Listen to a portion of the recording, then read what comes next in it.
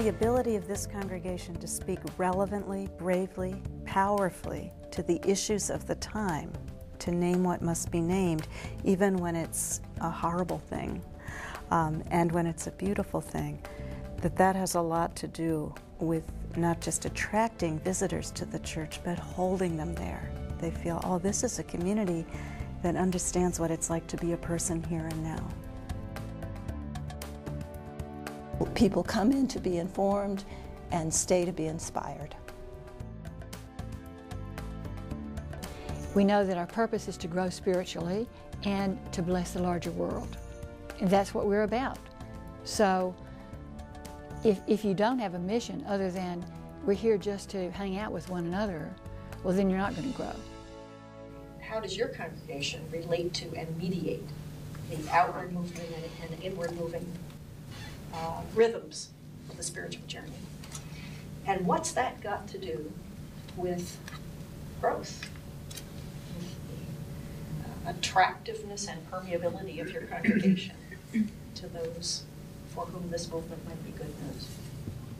When I hear people say, the first time I came to your church, I don't know what happened, I just sat there and cried, I say that was a success.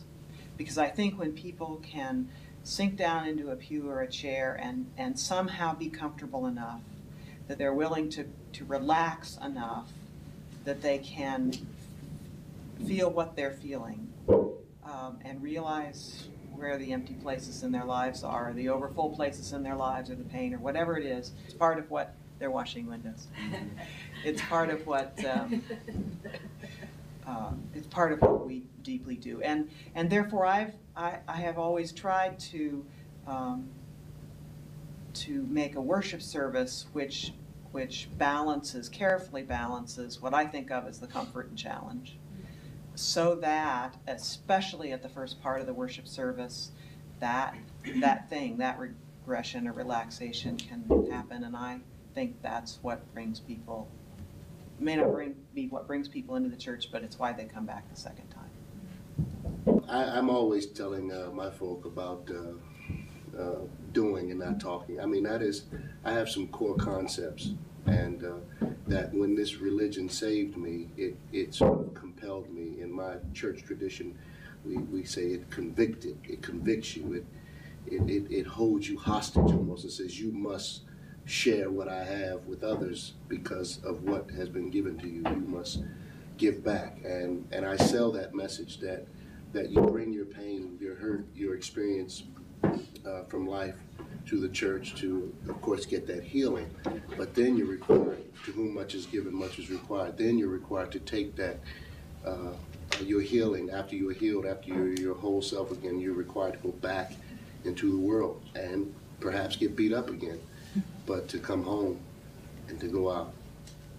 I think I was always struck when I was training by the minister has to comfort the afflicted and afflict the comfortable.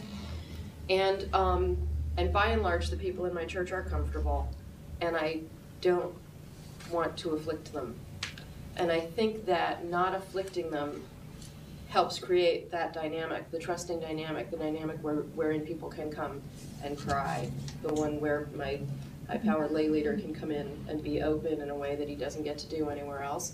And I think if I was, afflicting them or shocking them, even on a rare but regular basis, that would attack that dynamic. I think it means that then when I do ask them to reach, when they are intimidated by something I've said, when I'm throwing something out there that is in fact radical, that they're more able to lean into that because we've got a foundation that they feel is real solid the rest of the time.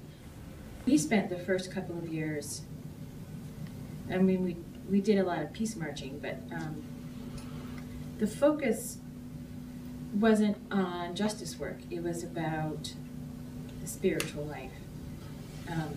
Because I think that they didn't really have a grounded, focused spiritual life collectively. And now they do. We got rid of announcements and worship, and they chafe against that. And then they say, but now it's actually spiritual. Can we have announcements? And it isn't just announcements sort of stand in for all of the distractions and all of the little voices about all the busyness.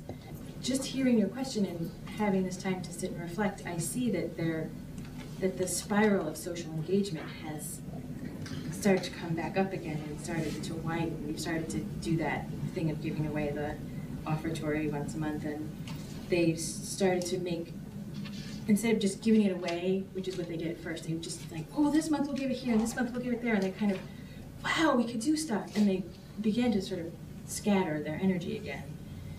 But then we had several conversations where we re-centered them, and they started to